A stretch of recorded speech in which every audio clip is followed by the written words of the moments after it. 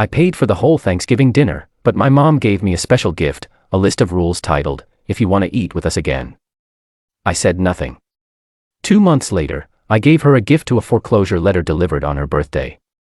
When I saw the box, I actually smiled. It was wrapped in silver paper about my name on a tag to Daniel from Mom. Happy Thanksgiving. We just finished dinner. I was still clearing plates, trying to pretend it didn't sting that no one had helped set the table but me. "You didn't have to get me anything," I said, wiping my hands on a napkin. "Oh, but I did," my mom said sweetly. "Go on. Open it." My brother smirked. My dad sipped his wine. I should have known something was off right then. I peeled off the ribbon and opened the box. Inside was a white binder. On the cover, in large black font printed on glossy paper, "If you want to eat with us again, guidelines for Daniel, revised." I stared at it. "Is this a joke?" "No," Mom said, as if she were announcing dessert. "It's something we all agreed would be helpful. Constructive feedback." "Helpful for what?" I asked. "To keep the peace," my brother said, leaning back with his arms behind his head. "To make next year a little less you." I flipped open the binder. There were dividers. Section 1, Conversation Boundaries. No bringing up work. No correcting others, even if you're technically right. No sarcastic jokes about the food. It's rude. No passive-aggressive comments about finances. Section 2, Contribution Expectations. If you choose to pay for dinner, do so without mentioning it. No complaints about cost, quantity, or guests. Store-bought pies are not allowed. Don't arrive with attitude. "What is this?" I muttered. My mom crossed her legs, looking pleased. "It's just something to help you fit in better. We notice Thanksgiving is always tense when you're here." "Tense," I echoed. "I paid for all of it." "We know," she said quickly. "And you made sure everyone knew it." I blinked because I did it all. I ordered the food. I set the table. I even rented the chairs. "See," my brother said, grinning. "That attitude. This is what we mean." A laugh escaped me, sharp and humorless. "So you printed me a manual on how to exist at your table." "It's not an attack," my mom said, folding her hands. "It's a gift." "A gift," I repeated, holding up the binder. "You gift-wrapped a list of ways I disappoint you and called it thoughtful." My dad finally spoke without looking at me. "If you can't take some feedback, maybe it's better if you don't come next year." I stood there, binder in hand, and I remembered last Thanksgiving when Mom cried because she couldn't afford dinner and I spent nearly $1,000 covering everything. She'd hugged me then, said she didn't know what she'd do without me. "Guess she figured it out." "I can't believe you planned this," I said. "You wrapped it." "It's better than another pity speech about how underappreciated you feel," my brother muttered. I put the binder back in the box, slowly closed the lid, and looked around the room at the people I'd spent years bending over backwards for. No one met my eyes. "I'm gonna go," I said quietly. Mom frowned. "Come on. Don't be dramatic." "I'm not," I said. "I'm just taking your advice. Looks like I won't be joining you next year." "Don't be like this," she said. "It was meant with love." "I've seen love," I said. "This isn't it." And I left. But not before I slid a different envelope back under the table, the one I brought just in case. The one with the words property owner, Daniel Wexler, printed in the corner. They didn't open that one yet, but they would. And when they did, no binder in the world would save them. You know what's funny? That binder, the one with all the rules, wasn't the first time my family tried to fix me. It was just the first time they put it in writing. "You always take things too seriously," my mom used to say. "It's just family. Everyone jokes around." But it was never jokes. Not when my brother got a brand new car for my parents at 19, and I had to take out a loan for a used Honda with 170,000 miles. Not when they covered his rent in college, but told me, "You're the older one. You should already be stable." I paid off his debts twice. No one remembers that. But they remembered when I didn't bring a bottle of wine to Easter once. That came up 3 Thanksgivings in a row. Daniel's always been kind of difficult. My mom told my aunt once when she thought I wasn't listening. Sensitive. A little cold. Cold. I paid for her roof when it collapsed in the storm 2 winters ago. But maybe the worst part was that I accepted it for so long because every time they needed something, I was there. When Dad lost his job in 2020, I covered their mortgage for 5 months. Quietly, when my brother's wife Kelly had surgery and they were drowning in hospital bills, I sent them $4,000 without being asked. Not once did anyone say thank you. Instead, I got, "You're so lucky you don't have a family of your own yet. You can afford it." Lucky. Yeah. Let me tell you what lucky looked like, eating tuna from a can in a freezing apartment while I sent them money for heat. But I kept doing it because if I stopped, I was scared they'd stop pretending to love me. And then, one day, I found something that snapped the whole picture in half. It was 3 years ago. I was helping my parents organize old documents for their refinancing application. My mom had accidentally fallen behind again. I opened a drawer in her bedroom looking for the property tax forms. Instead, I found an envelope thick, faded inside printed emails between her and my aunt. One of them stood out immediately. "Daniel is good for money, but not much else. He never bonded with the rest of us. Emotionally stunted, I think. Useful, though. Useful. Useful." I sat on the floor with that paper in my hands, my ears ringing. I was 33. I had just sent her another $1,200 the week before. I put the papers back where I found them. I didn't say anything. What would I even say? That was the day I started taking notes. Literally. I made a Google document. Every expense, every Vimeo, every favor, I did for them. By last Thanksgiving, the total hit $78,364.57. And still, they gave me a binder full of rules. The week after that dinner, I got a group text. "Mom, hi sweetheart. Just wondering if you could pre-order the Christmas hem again this year. We trust your taste." I didn't respond. 2 days later, "Mom, also, I think we should talk about what happened. It felt like you were triggered. I was not attacking you. Brother, it was literally a joke. You had to ruin the whole holiday. Dad, nothing. As usual." I ignored them. Then came the voicemail. "Daniel, I just wish you wouldn't twist everything. That binder was meant to help you. We're trying, honey. But you have to meet us halfway. Meet you halfway." I nearly choked laughing. You want to meet halfway after making me pay the full bill for years? But then something happened I didn't expect. Kelly, my brother's wife, texted me. "Kelly, hey. I probably shouldn't be messaging you, but I need to tell you something." I didn't answer. She texted again. "Kelly, it's about the binder. I didn't know they were giving it to you like that. I thought it was just a joke between your mom and Kevin. But they printed copies." Copies. Plural. That stopped me cold. I called her. "Copies," I said as soon as she picked up. She hesitated. "They showed it to everyone. Daniel. At Mom's birthday dinner. The one you missed last month." Kevin was reading it out loud like a roast. My stomach twisted. "What? Your mom printed, like, 5 versions. She gave one to your aunt. Said she could use it as a model. Said you'd always been difficult, and this was the only way to make you tolerable at gatherings." I didn't speak. "There's more," Kelly said, her voice dropping. "She asked Kevin if he thought she could legally remove you from the deed. The one you co-signed." I couldn't breathe. "They're trying to screw me out of the house," I whispered. "I think so," she said. "And I think Kevin's in on it." That's when everything clicked. The coldness. The sudden shift. The binder. The fake sweet voice. They weren't just tired of me. They were trying to erase me. But they forgot something. The house. It wasn't just co-signed. It was fully transferred.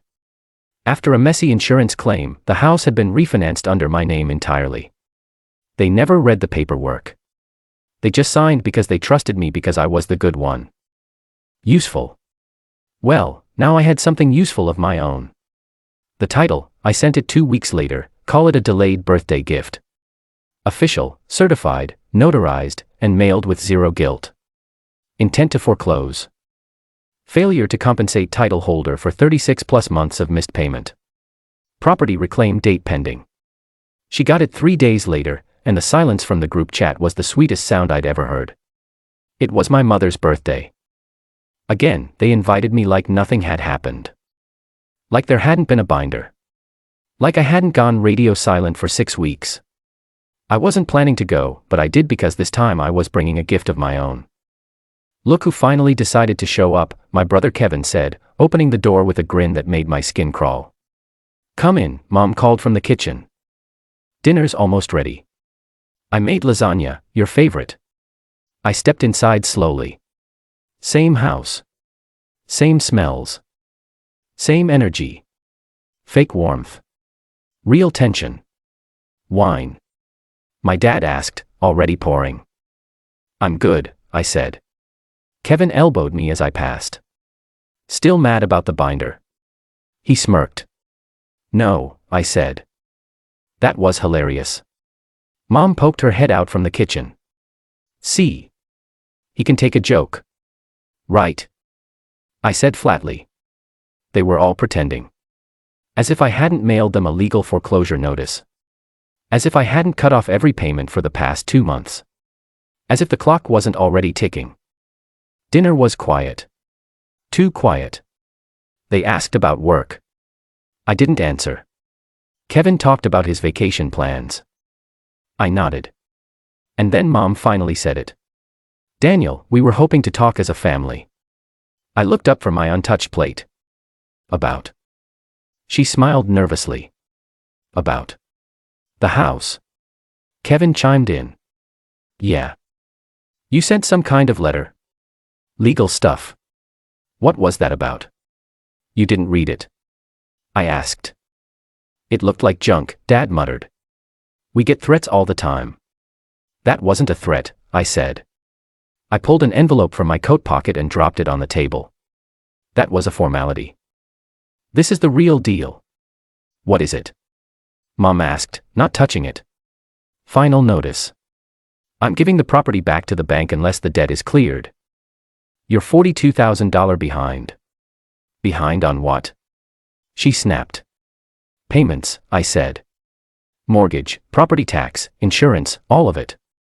You never reimbursed me. You said you'd cover it. Kevin barked. I said I'd help. You turned that into ownership. Ownership I've now reclaimed. You're bluffing, Dad said. I pulled out my phone. Opened the PDF. Title, Daniel Wexler. Sole owner. Filed, County of Alameda. Registered, July 16, 2020. You signed it, I said. You didn't read it. Mom stared at the screen. No. No. That's not what we agreed. It's what you signed. Kevin's chair scraped the floor as he stood up. You're insane. I'm just done, I said. Done being your backup wallet. Done being your emotional punching bag. Done being the useful one. We're your family. Mom yelled, her voice cracking. You don't do this to family. You mean like giving them a binder full of rules and humiliating them at dinner? It was a joke. Kevin shouted. You're such a crybaby. Always playing the victim. I stood slowly. You told me I make holidays tense. You said I should be more grateful. You made a manual on how to be worthy of sitting at your table. You're exaggerating, Mom said, standing too. No, I said. I'm finally seeing it clearly. She took a shaky step toward me. We raised you, and then you resented me for turning out better than you. Her hand twitched like she might slap me. She didn't. Instead, she whispered, if you go through with this, Daniel, I'll never forgive you. I looked her straight in the eye. You forgave Kevin for draining my savings. That's different, she hissed. No, I said. It's always been the same. Him, golden boy. Me, walking ATM. My dad finally snapped. You're unbelievable. You know that. You think money makes you important. You think we need you. I shrugged. You did. That's over now. You can't evict your own parents, Mom said, her voice shrill. I'm not, I said. The bank will. There was dead silence. Then Kevin lunged. He grabbed the envelope, tore it in half, and threw it at my chest. You've really changed. Don't finish that, I said quietly. I've kept a full record of this conversation. His face froze. Just like I've done with everything else for my own protection. You're threatening us now? Mom gasped. No, I said. I'm protecting myself like I should have done years ago. You'll regret this. She screamed. I already regret staying this long. I grabbed my coat and walked to the door. I'll fight this. Dad growled. You'll lose. Try me, I said. Just as I opened the door, I turned back. Oh. Almost forgot. I pulled out a small white envelope and tossed it on the floor. Kevin picked it up. What now? Your car, I said. The lease. I stopped covering it. It'll be repossessed by Friday. You wouldn't, he snarled. I already did. And then I walked out. The day after the birthday dinner from Disaster, my phone rang 17 times.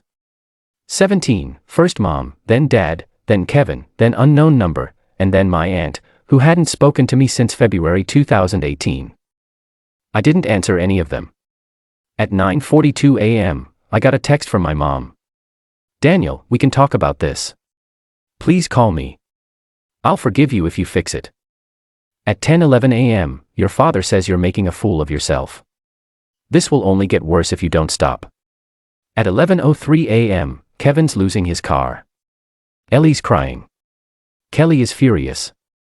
You've broken this family. Broken. No. I just finally stopped being the glue. 2 days later, I came home from work and found a man in a blazer standing on my porch. Daniel Wexler? He asked. Yeah. I'm Mark Dawson, legal representative for the Wexler family. I actually laughed. My own family lawyered up. They'd like to negotiate, he said. Privately. No court filings yet. I'm not negotiating, I said. They can leave the house or pay. That's it. They're arguing undue influence, he said. That the title transfer was manipulative. They begged me to take the house, I snapped. I have the messages, the recordings, the payment logs. Mark shifted uncomfortably. Still, they're willing to settle quietly. For what? I asked. A reversal of the foreclosure and continued financial support. Modest, they say. I stared at him. Tell them, I said. They can keep their modesty. I'm done. And I closed the door in his face. That night, Kelly called me. I almost didn't answer. But curiosity won. Daniel, she said, her voice low. I think Kevin's going to try something stupid. Stupid how? He said if you don't reverse the foreclosure, he'll leak your salary online. Expose you. I blinked. What does he think this is? TMZ. I don't know. He's unraveling. Mom and Dad are pressuring him nonstop. He's not sleeping. He's drinking again. Not my problem. I said coldly. I know. I thought you should know. I paused. Why are you telling me this? She hesitated. Because I filed for separation. I sat up. What? I can't do it anymore. Living in that house, watching them scream about money, watching Kevin spiral. You were right, Daniel. All of it. I didn't know what to say. She broke the silence. I'm not asking you for anything. I just wanted you to know. I finally see it. 1 week later, a sheriff served the final eviction notice. 30 days to vacate. Kevin sent me a voice memo. You think this is over? You're pathetic, Dan. You ruined Mom. You ruined Dad. You ruined me. And when they're gone and you're alone in that big house, don't come crawling back. I didn't reply, but I did forward the message to my lawyer just in case. But then came the twist no one saw coming. Grandma. She was 86 in a care home. Half the family forgot she was still alive.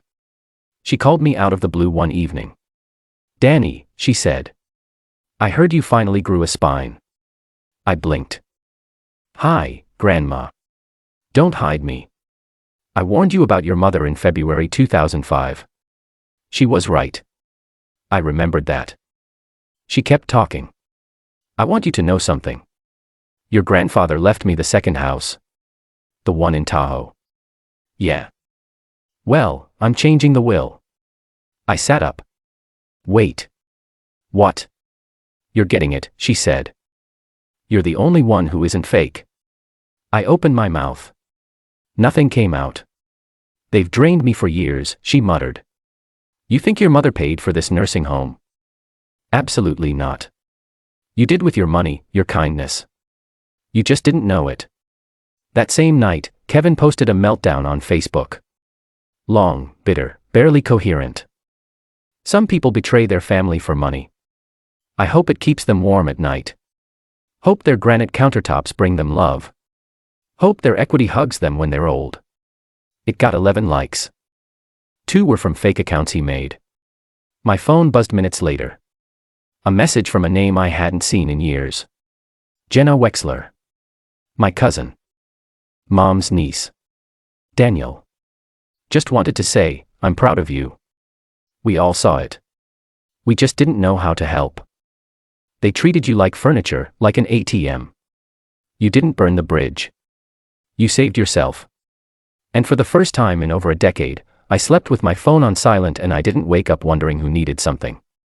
I woke up thinking about me, about peace and power and how sometimes family isn't who you're born to.